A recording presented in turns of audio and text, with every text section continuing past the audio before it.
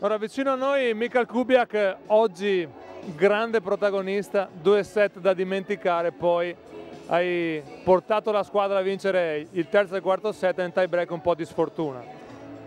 Yeah, I mean, the first 2 sets we were a bit slipping and not doing that we used to do at the practice, but like the one who had to give somebody the input for the playing was me. That I'm glad to be coming back from the injury, and I mean a little luck, because in the third set, 5th set, we started a little bad, but then we came back, and in my opinion a little bit luck. Oggi è la prima di Paolo Montagnani in casa, come vi trovate con questo nuovo allenatore?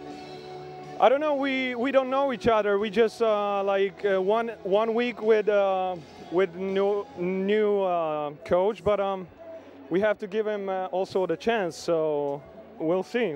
I don't know. I'm looking forward to work with him, and I hope it's going to be good work. Ultima domanda, adesso molto tempo lontano da casa, 2 trasferte in Puglia, c'è una sosta. Padova come le affronterà queste 2 trasferte? We have to win, because we are playing bad at outside games.